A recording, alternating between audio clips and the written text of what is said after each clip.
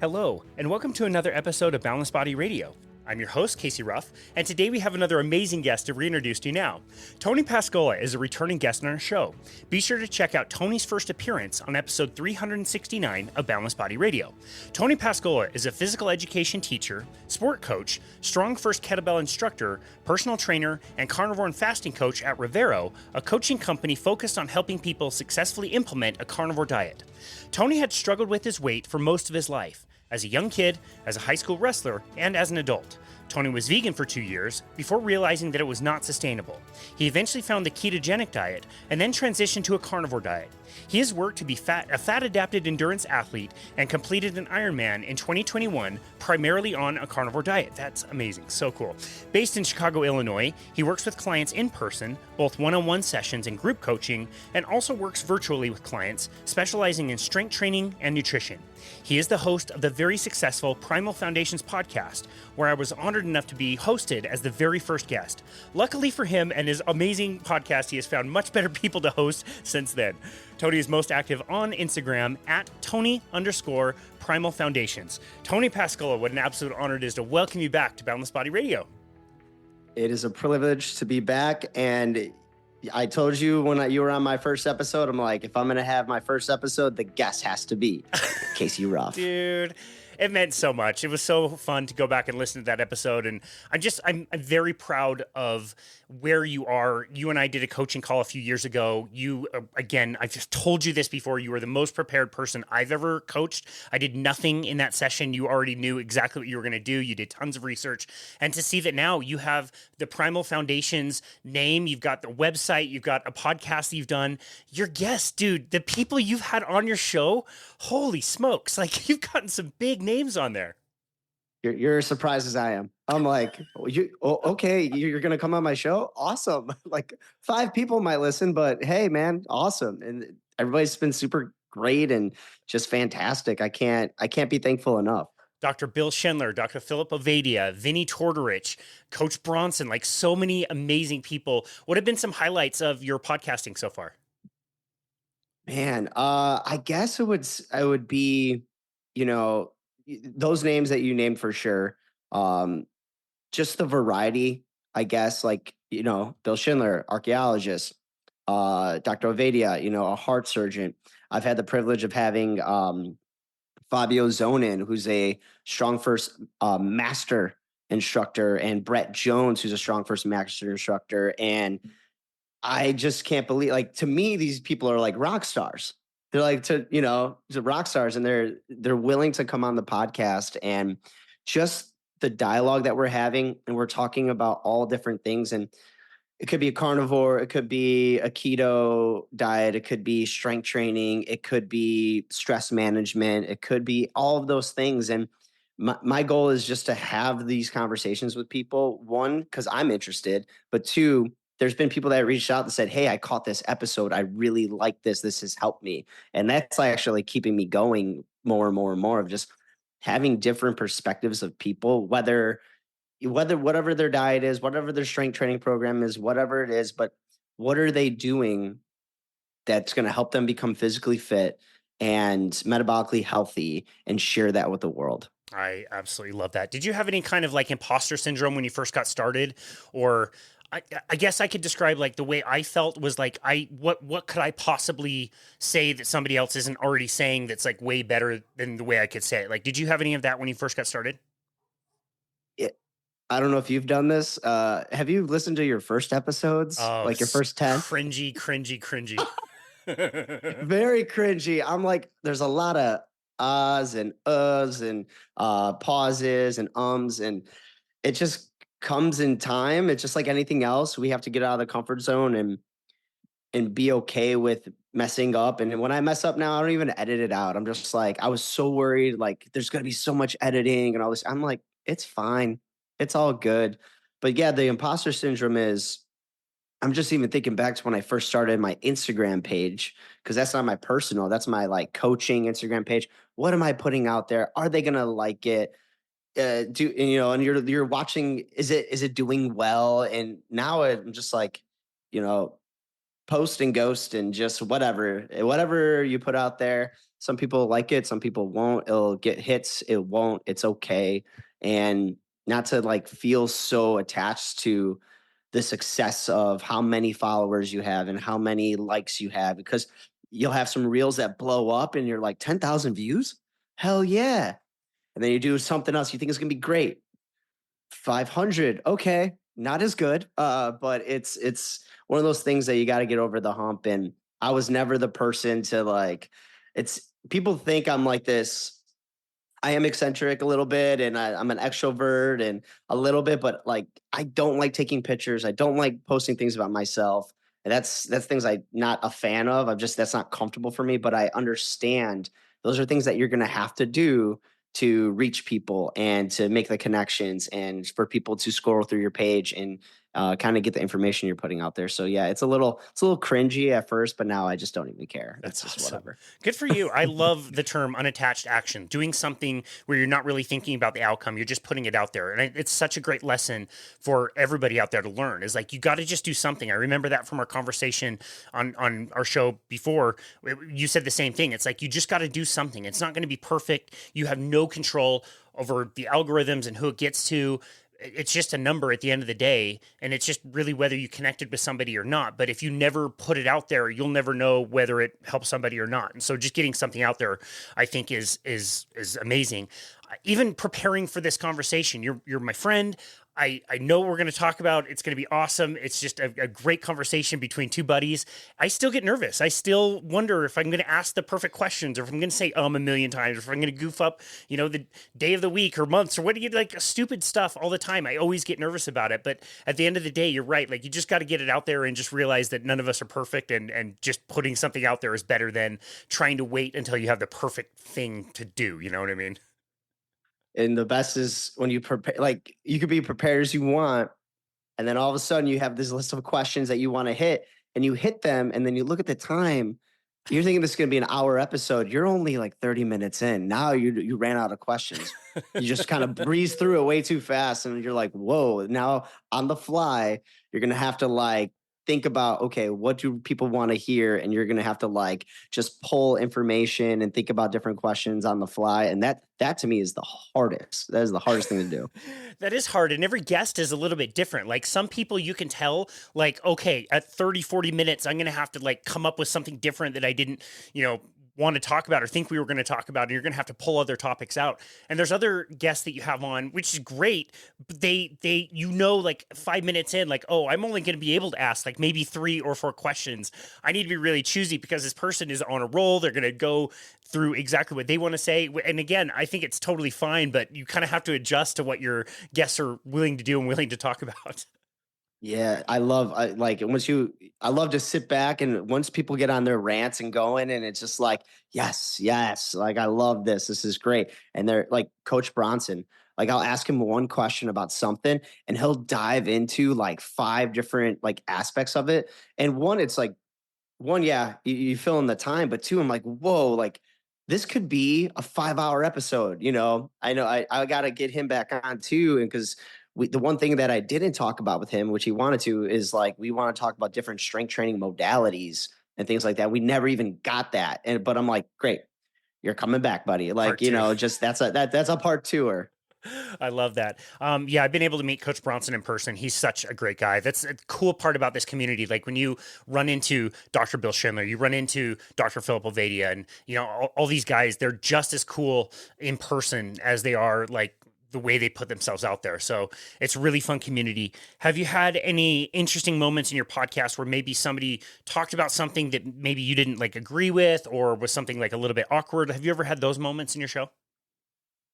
I've had a couple different ones, some people in it, especially like some of my podcasts are just focused on nutrition and some are like strength training or what have you. And, they'll have their things that I'm not 100% in agreement with, but that's what they like to do if they want to do more of um, like a vegetarian diet and they want to, or a Mediterranean diet or things like that. Again, from my perspective, for me, those things don't work for me, and they feel really good doing those things. And who am I to judge, and who am I to tell them like no, no, no, carnivore is the way, or things like that. You have to have a primal diet. That's not up for me to tell that person. But if that's something, if they're feeling good and they're healthy, I have no qualms with that at all, and I think that's where people get that dogmaticness of, oh well, what about this? Like, you're not getting this, you're not getting that. Like, and I'm not judging you. I'm not judging the person that's across from me who's taking their time to come on my show. We'll talk about their diet. We'll talk about my diet and things that they think are beneficial. But even if I don't agree with them, I'm not here to chastise anybody. I'm here to get information out to people. And then I've had some people who, a few that have shared their stories with me that are, I've had a couple of people that have struggled with cancer, and they give their perspective. If I have had somebody, I got an episode coming out where Sam Cha, she's a awesome kettlebell coach, and she talks about her story and journey going through breast cancer, and that's going to come out a little bit. And she got emotional, and it's like, really, like, that's a difficult thing. You have somebody across from you that's getting very emotional, and that this is going to be going out into the world, but being there and being able to comfort them while they're going through this, and also applauding them for sharing, because that is something that could not only affect just a few people, that affects a ton of people. And if somebody tunes in and they see their journey and how they overcame it, that is an inspiration for that one listener. Even if it's one listener who gets the inspiration from that, that makes the podcast worth it. But it's going through those, like, those are some tough situations to go through. Wow. I love that perspective. I've recently had two separate guests come on the show, one who put cancer into remission and another one who basically put mental disorder into remission. Both did it with a plant-based diet. Both admitted that they needed to kind of work more protein, animal proteins into their diet.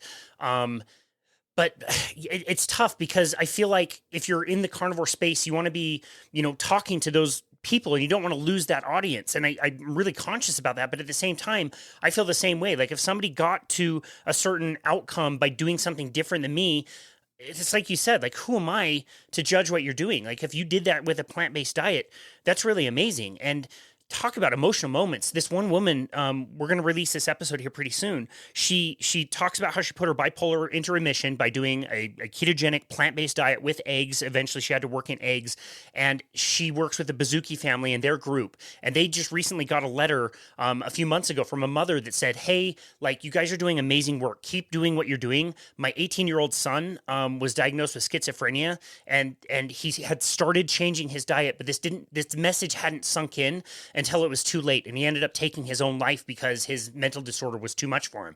And dude, I'm like talking about this with her. I'm like waterworks. She's waterworks. Like, so emotional. Like, this message has to get out regardless of whether you are fully carnivore or not. You know what I mean? Yeah, we both, we had Keto 50, Eric Reynolds, tell his story, you know, um, getting wounded in, the line of duty, and how traumatic that was. There's people that go through that all the time. And this is a space where we, as like coaches, like, take a step back, and I got to be, one, their friend, too, because they're sharing that with me, which is amazing. But being there for them and supporting them, and just spreading this information of, there are going to be really hard times. It's okay. Your back's going to be against the wall, but the biggest thing is, even though your back's against the wall, you're taking one step forward one day, and then one more step, and then one more step. And eventually you're going to be running again. So that's the biggest thing, is just showing that people, there is light at the end of the tunnel, whether you have autoimmune issues. Trevor Griffith, was on the podcast, and he talked about, he had SIRS and all these things, and damn near death on his, basically a deathbed, and literally with diet and perseverance just changed his whole life around. And I'm like, wow, like, people need to know this information. But yeah, it gets emotional. Yeah, it definitely does. I kept something in the introduction. I hesitated to keep it in there, but I did keep it in there. And it was all about, you are a certified coach through Rivero doing carnivore and fasting coaching. It's a company that I got certified as with as well. It's how you and I came to, get to know each other. Since our first conversation, the coaching platform has been shut down on Rivero. What have been your thoughts about that? I think you and I kind of talked like we're doing this. It's fun. We get to meet people all over. We make very little money doing it, but it's engaging and fun to kind of help people out there. Now that it's kind of gone, like how are you feeling about that? I one, I like their old name first, Meet RX. I thought that MeetRx is was better. cooler. I don't know why they got rid of that, but I know that Sean Baker they've made it a public company now. I think I'm correct there. It's like a public company, and they're more focused on the aspect of treating patients with autoimmune issues or some medical issues versus the whole I need to lose some weight or I have a plateau kind of thing.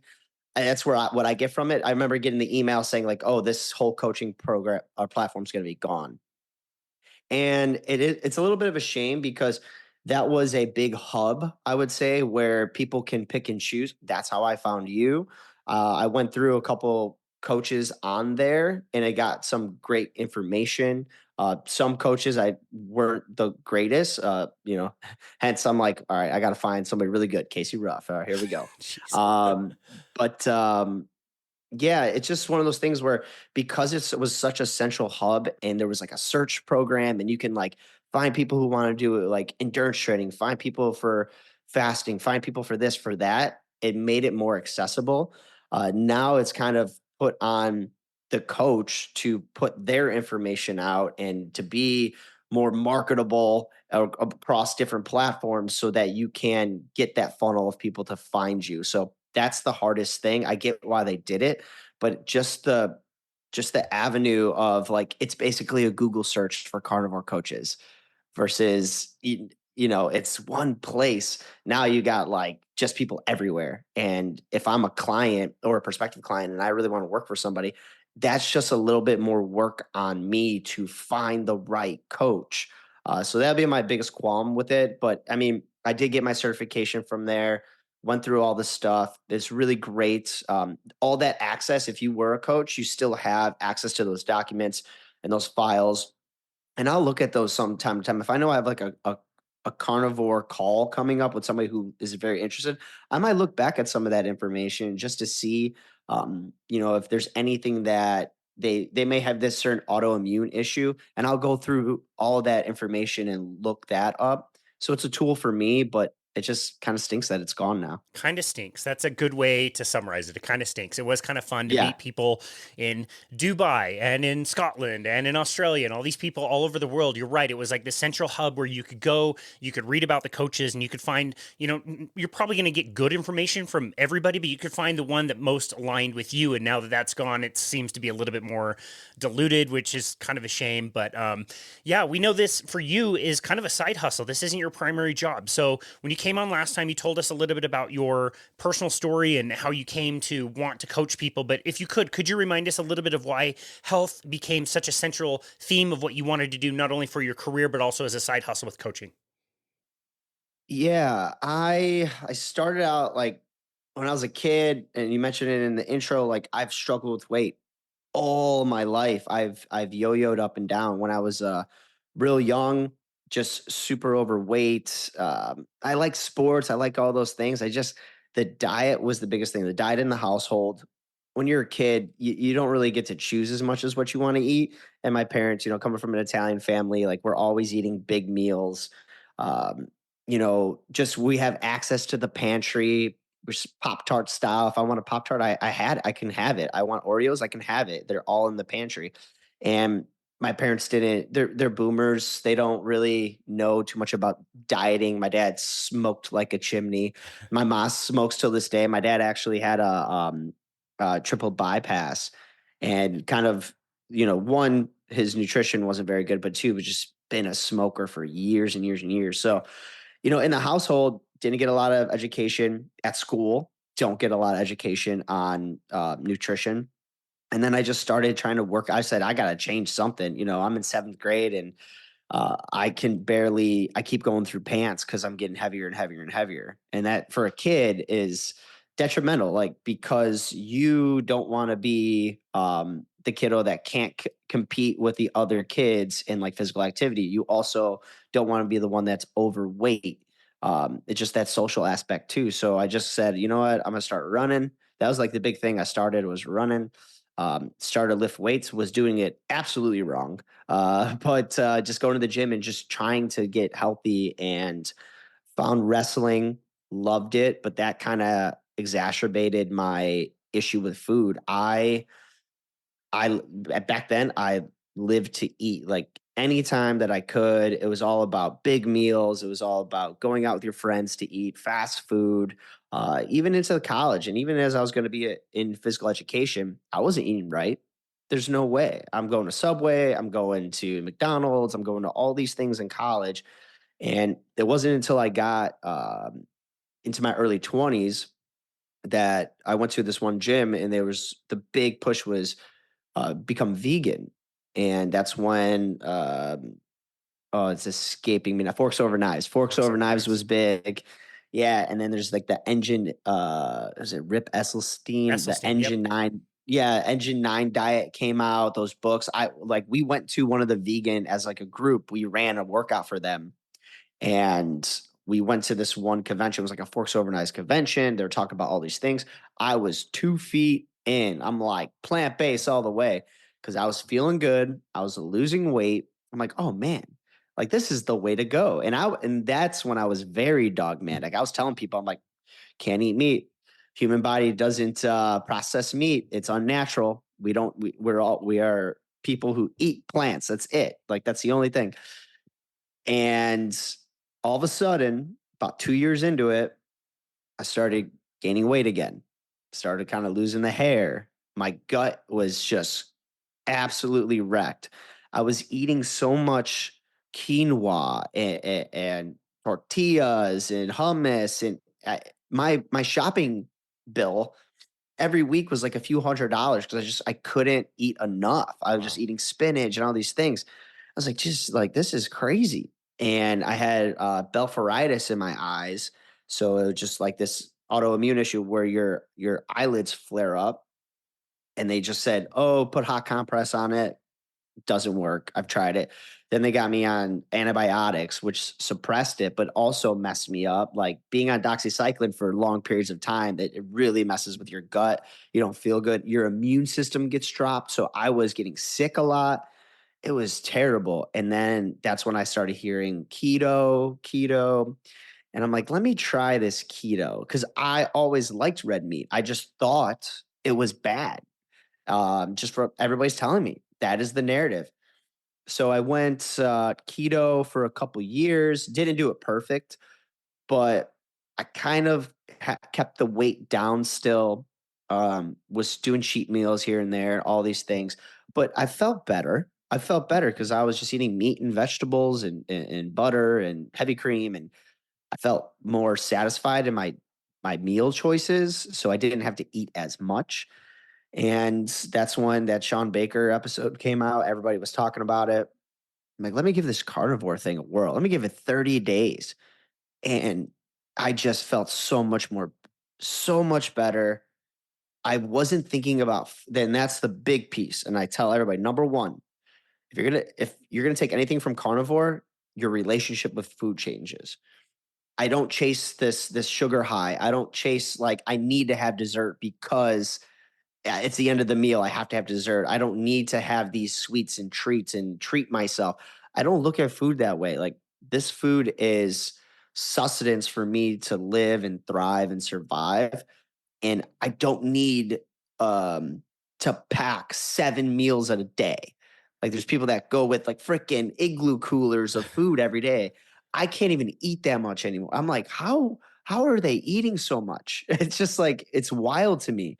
And now I eat if I want. If I get in situations where there's food and it's like not a healthy option, I'm totally cool with not eating. Like I'm fine. I'm just making a decision as an adult saying like that's something I don't want. I could still tell you to this day the last two times I had ice cream and the last time I had pizza. Like Wow. I know the exact dates that I had ice cream in the like the last two times and the last time I had pizza because we saw the new Ninja Turtles movie. So we went out to go see the animated movie with some friends, and I was like, you know what? We went out to dinner afterwards. I'm like, you know what? In lieu of the Ninja Turtles, let's get some. They had like these brick oven margarita pizzas. I'm like, let's get pizza, and I was cool with that. I felt hungover the next day. Like Yeah. my gut, I was like, oh my God, like I didn't feel good. But I made a decision as an adult and I understand what's happening in my body. But those are things I don't crave anymore. And my just the freedom I have every day of I don't worry about food. That's one. Everybody's life is stressed out. Everybody has their own things going on. The last thing that I want to think about, like I'm busy all day. The last thing I want to think about is food. Yeah. Like I have meat in the fridge. I got meat in the freezer. If I want to eat, I'll eat. If I'm need to do something or something comes up and I have to miss my window of what I was supposed to eat, doesn't affect me. I don't get this hangry. I've had clients on the call like, I just get so hungry. I just get so hungry. Well, it's just because you're eating junk and like you're getting very little nutrients and your body just wants more, more, more. So that's like a big piece of this is I am completely free of this attachment to food, which I grew up with. And that is a very long-winded answer to your question. But no, it was a big process to go through it since I was a little kid to now. I'm 35. I finally am happy with the way I look. I'm happy with the way I feel. I'm not a shredded model. Like I'm not like God's gift to this earth, like a chiseled athlete. But I'm so happy with where I'm at, and I wouldn't change it. I don't want to change my diet to get just thinner and skinnier and just spend hours in the gym to look this way to impress people. And I think that's a aspect of that's my like the why of why are you going to the gym? Why are you eating what you're eating? And a lot of times if you pull back the layers, it's because they want to impress people. And impress people they don't even care about, you know? Yeah. I absolutely love that. You have so much in common with somebody like Dr. Bill Schindler, who to this day, in his 50s, as a doctor, archaeologist, very successful, still has a bit of body dysmorphia over what he suffered through with wrestling. Same kind of thing. Like he grew up like you and me. Like we bought husky clothes, and I didn't know exactly what that meant, but I knew it wasn't like that great. And you kind of struggle with that. And I think everybody in this field probably has a little bit of body dysmorphia to some degree and is always like thinking about how they're looking and the things they're eating and all that stuff, maybe to an obsessive kind of a level. But what you're describing as far as food freedom, it's so wonderful. It trumps all that other stuff, like you said, like how you look, how you impress people. At some point you start to realize that everybody only cares about how they look anyway, so nobody's noticing anybody else anyway. It's not even like a thing. Everybody's so worried about themselves. So the food freedom thing, again, when I'm hearing your story and all the things you've gone through, it's so awesome to get past the point of like I need to eat and I need to eat certain foods and I need that dessert versus like it's kind of like take it or leave it. It's so different. My favorite thing is when not my favorite thing, but the one thing I get is like if we're out to eat with friends or whatever. Family's the worst for me. They're better now, but when I first started carnivore, they're like, well, because they seen me do vegan and they thought like, oh my God, that's gotta be so hard and all this stuff. I'm like, oh, it's great, it's great.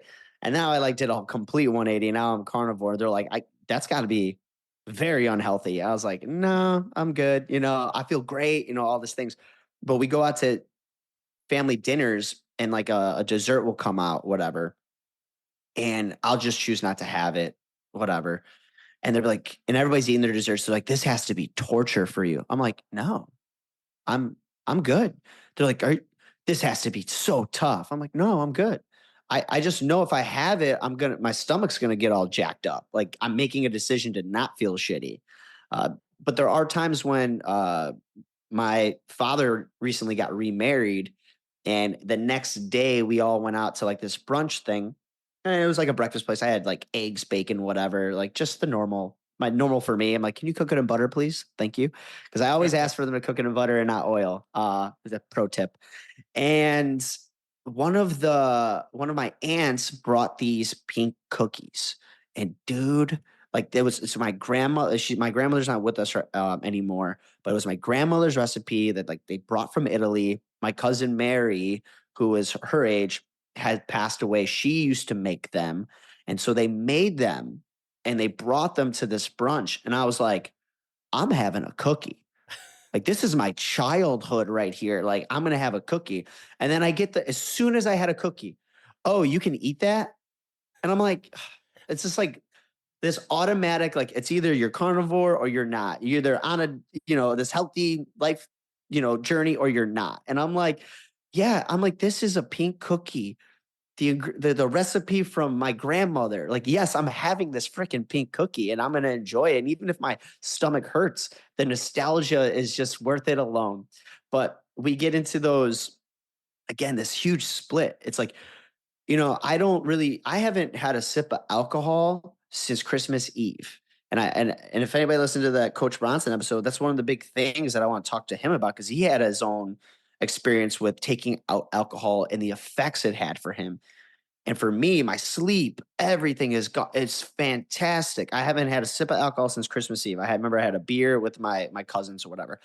Is that to say I'm never gonna have alcohol again? I'm never gonna have a glass of wine at a dinner? No. But it's something that was a struggle for me. I've taken it back.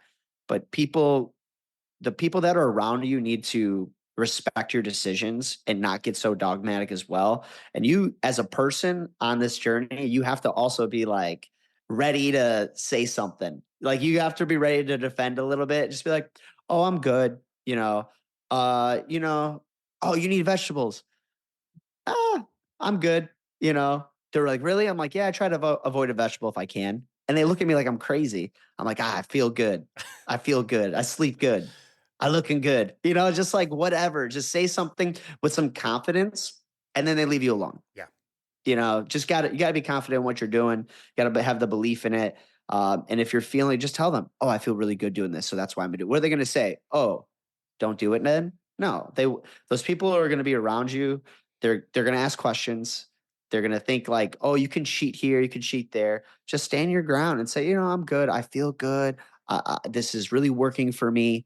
That's something I don't really need right now. Yeah. And then just go about your day. That's a really good point. That happened to me yesterday, dude. We did this like charity ice skating thing, like with a bunch of special needs kids, and we kind of played hockey with them, and it was really fun. And at the Nice. end, one of the parents of the special needs kids has a wagon full of treats and snacks and Gatorades and sodas and all the chips and whatever. And one of the moms was like, "Hey, do you want something to help yourself?" Like, "No, I'm okay, I'm fine." She looked at me like it was insane. Like, really? Like, you can have as much as you like. And I almost took it just out of like to make her not look at me like I was insane. But you're right, it is a little bit different. And you're probably like me. Like, yes, you can have the cookie. You're going to pay a price. Like, it doesn't feel that great. You're going to feel less than optimal. Is it terrible? Is it the worst thing ever? Like, no, it sucks. I don't like feeling like I have cravings. And if I deviate, I will have cravings. It'll be about a day and a half where disgusting stuff sounds amazing to me. And I just have to kind of like deal with that, or my sleep won't be as good, or my anxiety will come back a little bit. And it sucks. It's not unmanageable. Like, I can get through it, but it's not what I would want to choose day to day. When's the next Pi Day in Utah? July 24th, Pioneer Day, Pioneer Day. Pioneer Day, Pioneer Day. Exactly. Oh man. Well, okay. So also, since we last chatted, you have started your own branding, Primal Foundations. You started the podcast, which, like we talked about, is amazing. Tell us about Primal Foundations. Why did you choose that title? What does that mean to you? So, as I'm trying to think about like branding, what's a big thing? A big influence for sure, I have to say, was all of Mark Sesson's work. With the Primal Blueprints. I've started that whole. I'm almost finished. I've been saying this for like 2 years. Dude, The Prime, yeah, it's really hard. it's It's a a hard lot one, of isn't it? stuff. Yeah, it's a lot of stuff. I'm almost finished with it. I know Good I for need you. to get my act together to finish, because there's an aspect of that. One, it dives into a ton of science. It dives into all these different aspects of human biology that, like, I didn't even get this. I went to school to be a physical education teacher, and I had to take these bio courses. I had to take kinesiology. I had to take all these things, and I never heard of half of this stuff. So for me, it's like I'm like going back to college. Like, and it's really tough. And some of the aspects of it is like you have to reach out to other coaches who are certified through who are primal health coaches, and you have to like do mock interviews and stuff. I think that's just like the next piece that I have to do. But it's really, really um, just it's very comprehensive in which, and I just started doing that, and I was like, I love this whole aspect of primal. I like it. Mark Sesson's whole thing of being metabolically flexible. Now, his whole thing is not carnivore, carnivore, carnivore, but it is a big part of like if you're going through all of the lessons and courses, it's like, yeah, we thrive on animal fat, animal protein. We could have plants, but we really in our evolution, and Bill Schindler talks about this all the time. It's like this is animal fat and protein is what we evolved on, and what has been sustaining the human body and the race for thousands and thousands and thousands of years. It just so happens now we have the industrialization of our food and everything's packaged, and oh, now we're getting sick and we're going to demonize meat, and that there's like pieces of that in that course that like really spoke to me. I'm like, we got to get back to basics. We have to have this primal, um, like kind of thinking of like, okay, what did we grow up with? What did we evolve on? Like, let's get back to the basics, and not really get into things that we didn't have thousands of years ago. And so that was like one piece. I was like, okay, primal. And then like I said primal foundations because my four foundations are strength, nutrition, movement, and recovery. And those are like the things that I talk to clients about all the time. So I was like, these, and I tell them these are the four foundations you need to like cover your bases with to taking the steps forward to living an optimal lifestyle. So I think strength training is a big one. And everybody's like, is strength the number one? That's why it's at top. No, I just list them that way. I don't know why. Um, but they're all equally important. But I think strength, building muscle is super important for longevity. Also, the aspect of like mental fortitude going through hard things. So strength could just, it's I want to build muscle, but it's also that mental capacity of like dealing with hard times. Love that. The nutrition piece is I call it a primal aligned diet. I don't think of like people that come to me for carnivore, we talk about carnivore. People that come to me and just want to like have a better nutrition outlook in like what should I eat? What's this? What's that? Okay. Let's we are going to prioritize animal protein and good fats, and we're going to have very low oxalate vegetables because for some people they just cannot not have vegetables. It's ingrained in them. This is something that they've been told all their life, and for me to be like, cut it out, like don't do it anymore. It's like what? It's like telling me not to breathe. Like, they're like, I've been doing it since I've been knee high to the ground, man. You're going to tell me? My mother told me this. Like, so, it's something that's just, we were talking about it earlier. If we have differences with different people, like, who am I to judge them? So I call it a primal line. Like, let's get you some, like, we can still have vegetables.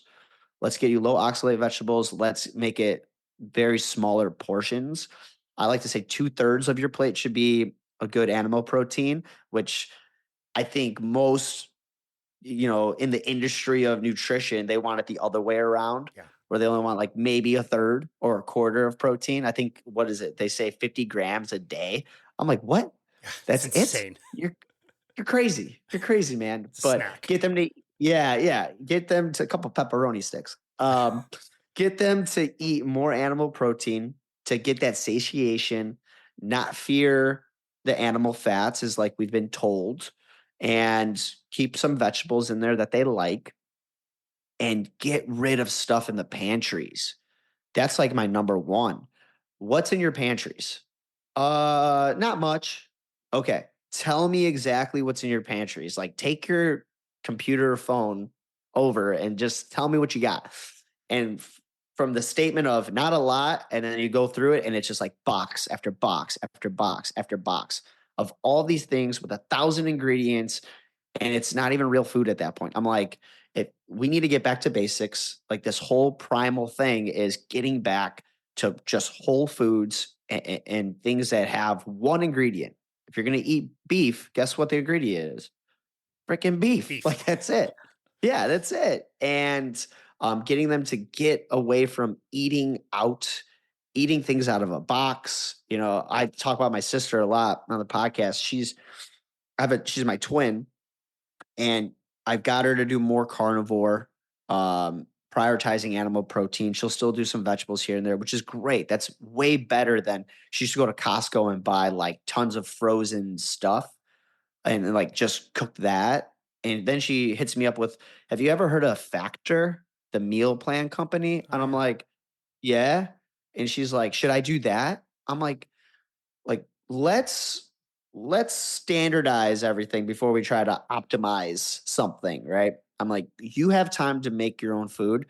I highly suggest instead of focusing on these microwavable things, which microwaving I'm not don't know the whole ins and outs of the science, but everybody's like, yeah, the fastest way to die is just microwave your food every day. Yeah. But that's here nor there. Um, but she wanted to just automatically because she saw or she heard somebody talking about it that I need to go to this because this is helping. It's like you need to learn how to take control of your life by making your own food. And I said, what happens when you plan out this many of those factor meal plans a day? Like I have 3 square meals or whatever it is, but you're hungry. What are you gonna do then? Oh, I don't know. Not eat. I'm like, but you're hungry. Why wouldn't you eat? And she's just like, oh, I'm like, this is that your body might be telling you something that you need to listen to. Like if you're hungry, it could be because that's not enough food for you. So let's cook our own food. Let's get all the stuff out of the pantries and let's just make sure that you're taking the step in that ownership of what you're eating every day.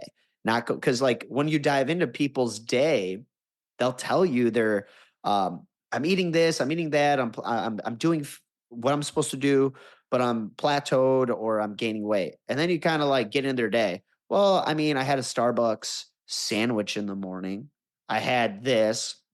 I had this crazy latte, whatever sugar drink. I don't even know what they're called, frappuccinos. And it's just like, oh, all these little things are just totaling up and totaling up. And you're going to feel better if you have real food, prioritize animal protein and fats.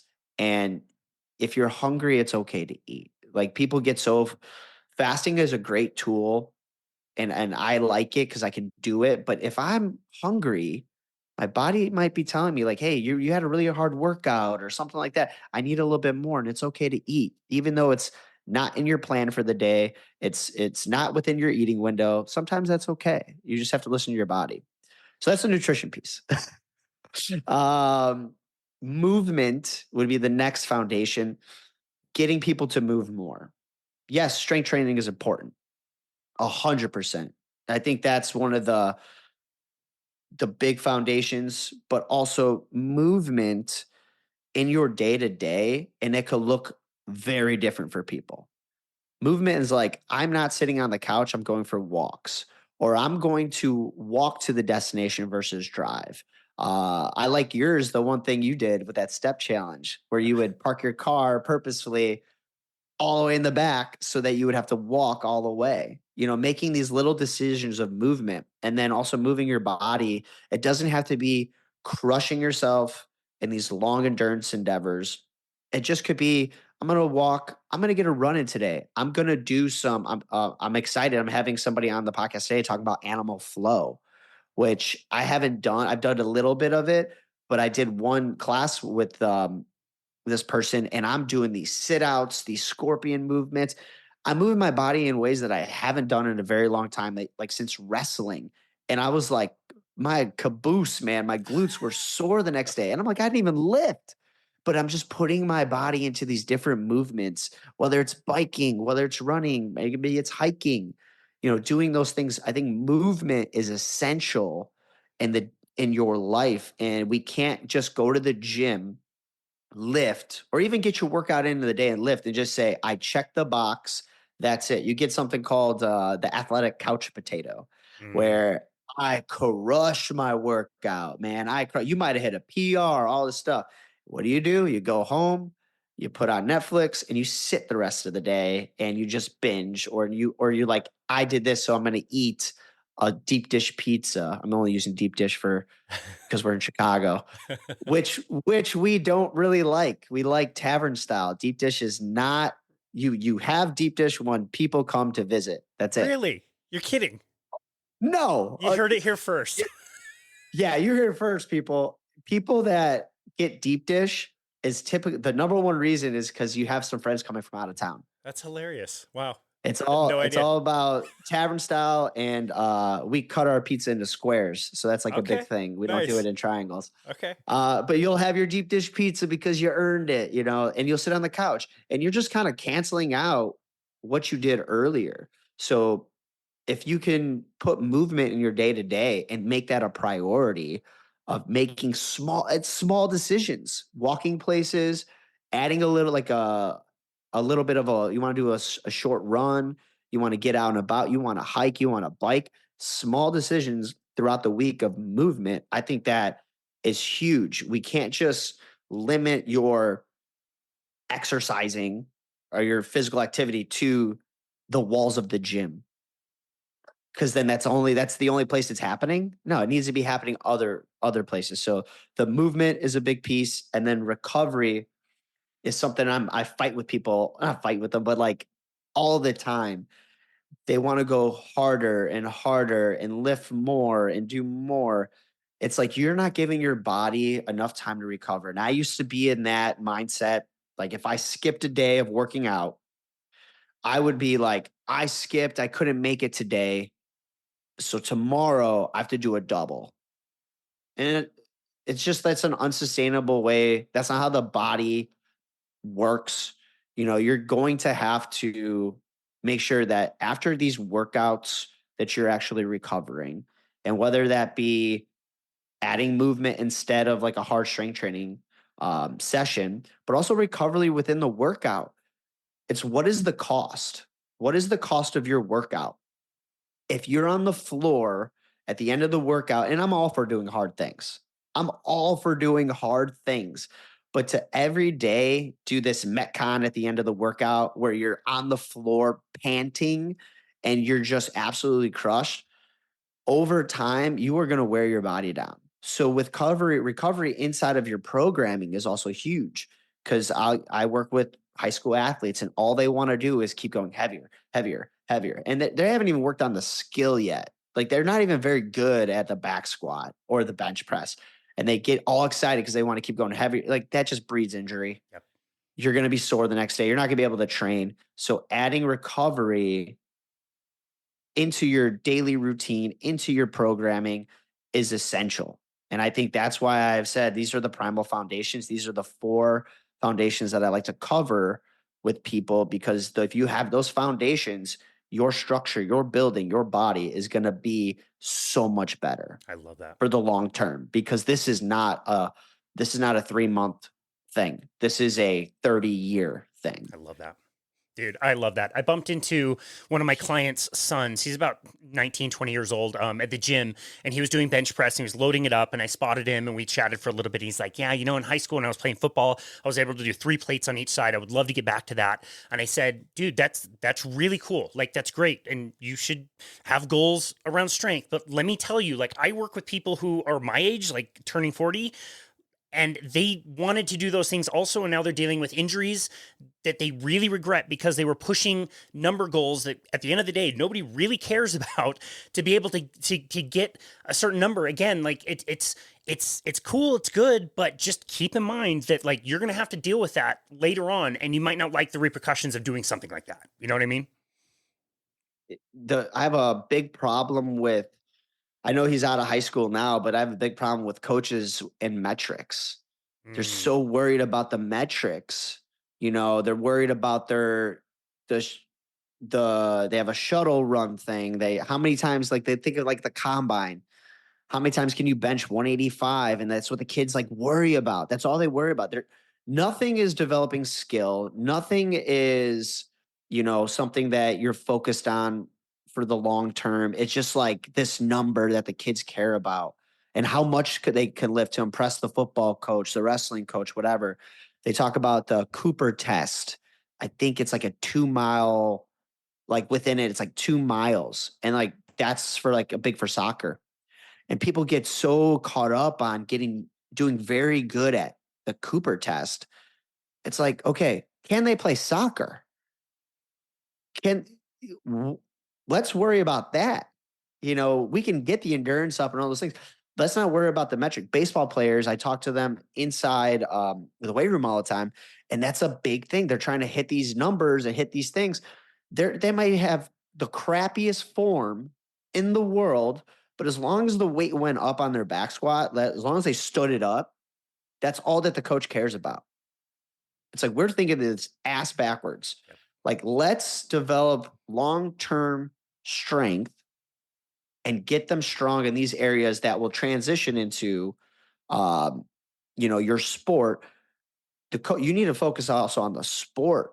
Yes, strength training, endurance is big, but like they still need to do the sport. So what do you care? I don't care if you have the best lineman in the country, but he doesn't bench the much, he doesn't bench as much as some other people.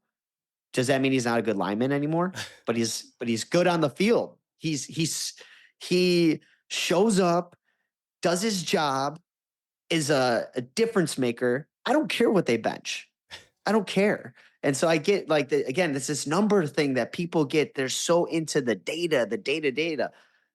There's points to it, but it's too much like a money ball thing. Like, Yeah. can he hit? Can he hit? Like, yeah, can he field? Can he, is he a good teammate? Right. Can they help their team, what's their body language like? All those things. I'm a coach, so like I get like those are the things that I get fired up on. I love It's it. like I care more about how they're affecting the team, how they're contributing, how they're doing as a person versus the number of their back squat. Yeah. That is it's nice to know. It's good things to work on, but you got to develop the technique, you got to develop the skill. Those things will be byproducts of that. The weights will go up as a byproduct, but you're doing them correctly. And like you said, that's why a lot of kids, I think that's why I still have like some back issues because we're doing hang cleans. I'm a freshman in high school. I don't know what the hell I'm doing. Right. The coach is like, throw it up here. And I was like, okay, sure, you got it. And we're putting and everybody wants the ego in the weight room. They want to just load up the plates and they want to impress their friends. And I see it's all about impressing other people, getting back to that whole thing. Sometimes I stay with like a weight. I get kids who really like understand what I'm trying to do in the weight room. They'll stay with the same weight for 8 weeks. No progression. The the volume will vary. It'll wave up and down. So it'll get a little bit easier, it'll get a little bit harder. It's a progression of those numbers and a regression, but the weight stays the same. So they're working on that skill with that weight, and they're not focused about adding. They're focused on how well am I doing the reps. And that is a game changer for kids. I love that. I wish I would have had a PE teacher like you, dude. And if I remember correctly, I think Babe Ruth was really big into back squats, wasn't he? Wasn't he a huge like back squatter? I don't know. He was into a lot of stuff. The great Bambino. I didn't. You know what? That's a I didn't joke. know he pitched. I didn't know that either. Wow. Yeah, I somebody's gonna fact check this, but I believe he also pitched. That's amazing. I was like, the Bambino. The Bambino. That's awesome, dude. And all of us have, I think, coaches in this space. All of us have these kind of like buckets that we put things into, and they're all a little bit different. I love hearing how everybody kind of classifies things, and whether it's 4 foundations or 6 foundations or whatever. I think it's unique that you have both strength and movement as 2 kind of separate things. A lot of people, including myself, like if I'm doing an initial consultation, I kind of group everything into just movement and consider strength part of that. I really love yours having strength separate and not just the physical strength. It could also be the endurance strength to do an Ironman, like you said. It can also be the mental strength to get through a pandemic. There's lots of different ways to approach that. So I really love that you made that its own separate thing, which is another really good segue. You have a new project that you're starting up called the Strength Collective. Can you tell us a little bit about that? Yeah, the Strength Collective was just kind of is this a fun project? And I'm not doing a very good job of not marketing it or anything. It's just this little side thing that me and my friend Steve Carlson, who I've also had on the podcast, he's a strong first instructor, just a good friend. I've known him for a very long time, and we want to do workshops to teach kettlebells. And not that the Strength Collective is just all about kettlebells, but the big focus is helping people get strong the right way. And when people grab kettlebells, there's this thing you see a kettlebell in a hotel room or a hotel gym, you see it at a box gym, all these things. It is a very technical tool, and you can do so much with it, and that's all you need is a bell. However, when you get people to swing a kettlebell, it doesn't look good. It's like when I first started learning it, I thought I was doing it right. I was not doing it right. And the cleans, the presses, the Turkish get ups, those things, those take time to learn. And this is a space and programming for people to actually take the time and learn. We have a beginner 101 program that's somebody that has a bell at home to give them like the basics. The problem, you see these like crazy flows on Instagram of the kettlebell. People throw them over their heads and all. They look cool. Long term strength, probably not. I get there's that movement piece in there. If that's something you want to do, cool. Um, but it's basically we get them to learn how to do a kettlebell swing. The We break down how to do a get up, a Turkish get up, because that's a lot of components, how to press properly, and also some accessory movements of doing, rack carries, how different lunges, how to press without your legs, doing a half kneeling press versus trying to stand up and do it. So it's just very basic. It's basic for a reason, because if you want to learn like future skills in kettlebell, you have to get these things down. So it's just designed to really hone in on how to swing, how to do a get up, how to do a press. And then now we're going to release something called the Forge, which is a 9-week program that is geared towards people who are advanced and how to because you can get a kettlebell, you look online, there's 1,000 programs out there. And what is the right one? We feel that we look at strength training as something that it has to be focused on skill, breaking down the movements and working on those things. And it has to be something that that could be sustainable and repeatable, because there's some hard workouts you can't repeat it in a day. You can't repeat it in a week. It's too much. Like, I don't think that's the right way to go. And for you to walk away feeling crushed every day, like we talked about earlier, is not my goal. My goal is to get you stronger and build the skill. So I feel like we do a pretty good job of, packaging those. They're on Train Heroic. We package them so that it's like really nice and neat for them.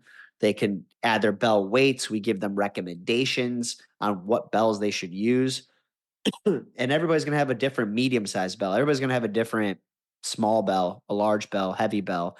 Um, but that's the overarching goal with the programs to make it more accessible. But also, we've done a workshop. We want to do more. Again, this is like the side hustle. So we don't meet as often, but we want to get some workshops for just people who want to learn.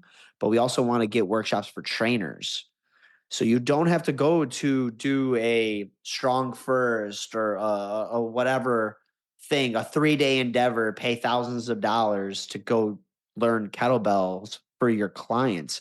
We want people to come it's just like a nice little addition, add on tips and tricks, how to cue people into moving with a bell. And there's 1,000 cues out there, and I'm still learning, but just by me and Steve going back and forth with one another. He's picked up things from me. I picked up things from him. We did a workshop one day. A client did something completely different, and I was like, "That's awesome." I go, "Do that again. Show me what you just did." We were having people do Turkish get ups, and the big thing is when you do Turkish get up, their leg flies up. And so we put a yoga block there, or we have somebody put their foot there so they have something to like to push against, Yeah. so their foot doesn't leave the floor, because that way it's more of a hip roll, and they don't do like a crunch. So that there was like an odd number out, and I didn't notice it at the time. So she just went against the wall, and she like put her foot against the wall and was doing the movement, just getting up to her elbow with the wall. I was like, were you just using the wall? And she was like, yeah. She goes, there was another person. I didn't want to tell you that. So I just went to the side and did it. I go, do that again. And she did. I was like, okay, guys, we're not partnering it up anymore. Everybody find a wall or a post. And that way people got twice as much instruction. I was like, that is super cool. I'm using this from now on. But learning, different cues, different things for as a trainer that is interested in kettlebells and not having to do this big endeavor of a workshop. I think that me and Steve are pretty passionate about making sure that if we're teaching kettlebells, we're doing it the right way. I love it, man. So a younger version of trainer of myself, me, like I would have stepped in and corrected that woman and said, you're doing it incorrectly. Now, as long as I know that somebody is not going to get hurt, I never really correct them. I let them do it. And if they come up with a new exercise, forevermore, that exercise is called their name. So we have a Lori press. I've got a Breck press. I've got a few clients who have made stuff up over the years where I'm like, wow, that's actually really good. We're going to keep that. And it's named after you. Congratulations. We again, yeah, when you're younger, you want to think you know it all, and you think if you don't know it all, that it takes away from you're not a professional. I think it's more professional if you admit I don't know everything. Yep. I don't know everything, and be willing to change your mindset on certain things or change perspective is the sign of a professional, because you're not going to know it all. It's just too much. And if you think you know it all, I'm sure there's way more to learn. I'm still learning, even though I have certifications. I have a plethora of years in the industry. I'm still learning and getting better every day. And if I don't know something, I'll even say like, I'm not too sure about that. Yeah. Or, hey, have you heard about this protocol? I don't really know about that. I can look into it. I'm not sure, because you're not going to know everything. That's right. That's right. Well, can you believe that we've been talking for over an hour now? Oh, snap. Dude, I love talking to you. And on that note, like just the way you progress through so many different things, from vegan to going carnivore to even saying like, I don't even know if carnivore is the very best for everybody. Like you really do take that approach and you're always learning and progressing and changing your mind about things. And you're right. I think that is a sign of a professional, and you are a true professional, my friend. Like I love the work that you do. I love how sincere it is. And a lot of this stuff you just are like giving away. You're just doing like sessions for people because they want, or people can just call or text you and you'll respond to them. Like it's so savage what you're doing, and you're not asking for permission. You're just going out and doing it. It's not your main job. It's not your breadwinner. It's cool, man. It's really inspiring. So I'm so grateful for you and your journey, and so grateful that you take time out of your day to come back on our show and update us on everything that the Strength Collective. Did I get that right? The Strength Collective with a K, because Strength Collective with a K. we're trying to be cool. I love that. See, I would have gotten that wrong. So there you go. The Strength Collective sounds like an amazing value that's going to help a ton of people. So Tony, this has been awesome. Tell people where they can go to find you and connect with you and your work. Yeah, so they can go to primalfoundations.com, and on there I just have, you have access to booking a consultation. And I know we've talked earlier, if people want to reach out to me, it's a free 30-minute consultation to either talk about strength training or nutrition. I'm always there to help. And you can find me on Instagram at Tony_Primal Foundations. Excellent. We will link all of that. Like I said, it's been an absolute joy to chat with you and get updates on everything that's going on. And again, it's super inspiring to learn about what you're doing and how you're helping people out there. So thank you so very much, Tony, for taking the time and coming on our show today. We really appreciate you. It's an absolute pleasure. Thanks for having me. Absolutely. Always a pleasure. And this has been another episode of Boundless Body Radio.